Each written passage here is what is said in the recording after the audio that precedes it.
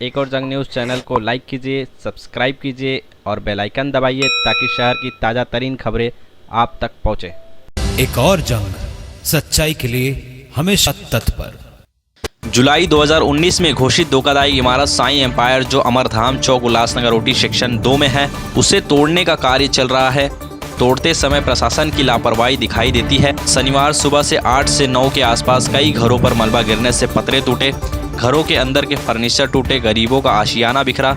स्थानीय लोगों में गुस्सा भी है तो बेघर होने का डर भी है। कोई भी हादसा हो सकता है। घरों में महिलाएं, बच्चे, बुजुर्ग रहते हैं। शिकायत के बावजूद महानगर पालिका अधिकारी और लोक प्रतिनिधि का ध्यान इस तरफ नहीं होने का आरोप लगाते हुए महानगर पालिका प्रशासन पर कार्रवाई की मांग को लेकर समाज सेविका सरिता खानचंदानी और काजल मूलचंदानी के साथ साई एम्पायर के आसपास के रहवासियों ने कल रात उल्लासनगर पुलिस चौकी पर मोर्चा निकालकर पुलिस प्रशासन से गुहार लगाई थी। इस कारण पुलिस प्रशासन द्वारा क्षेत्र का दौरा किया गया, नुकसान का अवलोकन किया गया। ठेकेदार के भाई को पूछताछ के लिए ले गए।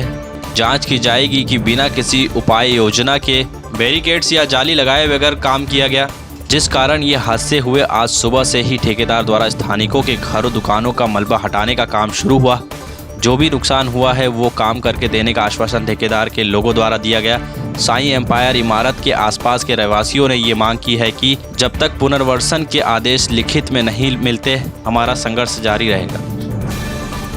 साई एम्पायर बिल्डिंग के डिमोलिशन की वजह से जो बैरक्स टूट गई हैं, उन लोगों को पूरा मुआवजा मिलना चाहिए, उनके घर को बना के देना चाहिए। और जो कॉन्ट्रैक्टर है मोहम्मद, वो आके सारे घरों को देख के आर्किटेक्ट के थ्रू वो पूरा कोटेशन निकाल के इनको बना के देना चाहिए। नहीं तो इस कॉन्ट्रैक्ट के ऊपर, इस कॉन्ट्रैक्टर के ऊपर हम लोग केस करेंगे और इस कॉन्ट्रैक्टर को सबसे पहले यूएमसी में ब्लैकलिस्ट करवाएंगे। और जिसने साइन किया है, जो कि तुषार सोनवने जी हैं, जो कि यूएमसी के पब्लिक सर्वेंट, ये ऑफिसर हैं, इन्होंने इस नोटिस पे साइन किया था, तो उनकी भी जवाबदेही बनती है।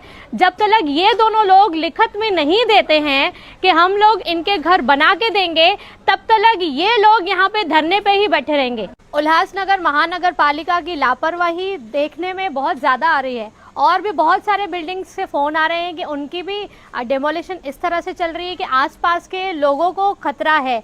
बैरक वालों के फ़ोन आ रहे हैं कि इनके ईंट, पत्थर, मलबा इनके छतों पे गिर के इनकी जान और माल का हानि हो सकती है। तो महानगर पालिका इस तरह से कैसे कॉन्ट्रैक्ट देती है? जो डेमोलिशन ऐसे किया जाता है, ना ये लोग जाली लगा रहे हैं, ना ही ये लोग बैरिकेड्स लगा रहे हैं। तो महानगर पालिका, अगर आप इस चीज़ के ऊपर ध्यान नहीं देंगे तो हम लोग आपके ऊपर लीगल कार्रवाई करेंगे, फिर जो भी इसके ऊपर जिम्मेदार होगा। बहुत इन लोगों को मिलना चाहिए सब कुछ, नहीं तो हम बिल्डिंग के इधर सब लेडीज लोग खड़ी हो जाएंगी डंडा लेके। ये लोग ऑलरेडी खड़े हैं, जो कॉन्ट्रैक्टर हैं और जो वार्ड ऑफिसर हैं, जब तक वो लोग आके इनको लिखित में नहीं देंगे तब तक ये लोग खड़े रहेंगे।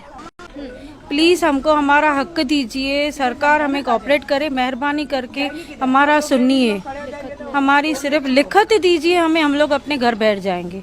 पालिका का देखिए जो एक प्रोसीजर होता है, कोई भी अगर एक तरफ से आप धोखादायक बिल्डिंग को डिमोलिश करते हैं और दूसरी तरफ से जो लोग सुरक्षित है, जिनका मालिकाना हक है या जिनका जिस भी तरह से वो अपने घरों में सुरक्षित बैठे थे, तो इस तरह की ये जो नोटिस तुषार सोनवने द्वारा दी गई है, ये मैं तो डॉक्टर राजा निधि जी से ये बात करना चाहती हूँ, ये प्रश्न पूछना चाहती हूँ कि ऐसे कैसे एक हिटलरशाही नोटिस एक वार्ड ऑफिसर इशू कर सकता है, जब ये आप बिल्डिंग देखेंगे कि किसी भी कॉन्ट्रैक्टर को इस तरह कैसे अंधाधुंध डिमोलिशन करने का ऑर्डर मिल सकता है। जहां हथौड़ी यूज करनी चाहिए थी वहां जेसीबी मशीन यूज की गई है। आज मेरे पीछे अगर ये 4 महिलाएं खड़ी हैं, इन 4 महिलाओं की बात नहीं है, एक ये प्रोसीजर की बात होती है। एक ये जिस तरह से लिखित में आधी बातें ओरली इनको बोली गई, आधी तरह से धमकाया गया और उसके बाद नोटिस में बहुत ही सरल बात लिखी गई है। ये भी नहीं लिखा गया था कि सुबह 9 से आप शाम 6 बजे तक आप बाहर रहे। ऐसा कोई भी कानून नहीं है कि अपने घर से कोई इस तरह इतने घंटे बाहर रहे।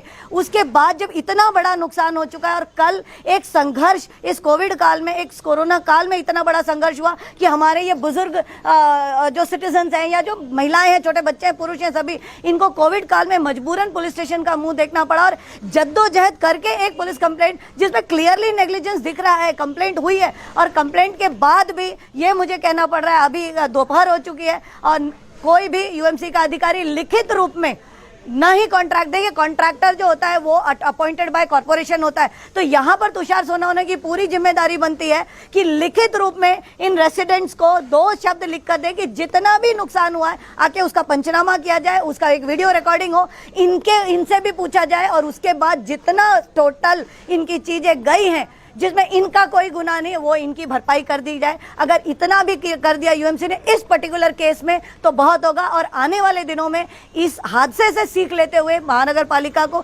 स्पेशली हमारे डॉक्टर राजा निधि को जो IAS ऑफिसर है, उनको आज फील्ड पे उतरना ही पड़ेगा। ये देखना ही पड़ेगा कि उनके जो लोअर ऑफिसर्स हैं वो किस तरह से हैरान परेशान कर रहे हैं इन रेसिडेंट्स को। तो मेरी आपके चैनल के माध्यम से महानगर पालिका से, स्पेशली तुषार सोनावने से, अब मैं ये नहीं जानती हूँ कि आप अपने पॉकेट से, आप अपनी सैलरी से या कॉन्ट्रैक्टर के द्वारा, किस द्वारा मुझे नहीं पता, आप इनकी भरपाई करके दीजिए, तब ये मैटर सॉल्व होगा। इनका मुझे पता नहीं, लेकिन जनहित में ये मुद्दा जरूर उठेगा। जितना मुझसे बन पड़ेगा मैं आगे बढ़ाऊंगी।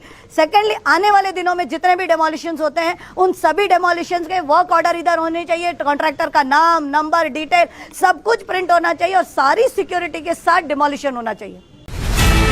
देश व प्रदेश में कोरोना के बढ़ते मामले को देखते हुए एक और जंग न्यूज आपको आह्वान करता है कि कोरोना महामारी से बचने के लिए वैक्सीन जरूर लगाएं, मास्क पहने, हाथों को बार बार धोते रहें और सोशल डिस्टेंसिंग बनाए रखें। कोरोना से अपना और अपने परिवार को बचाएं।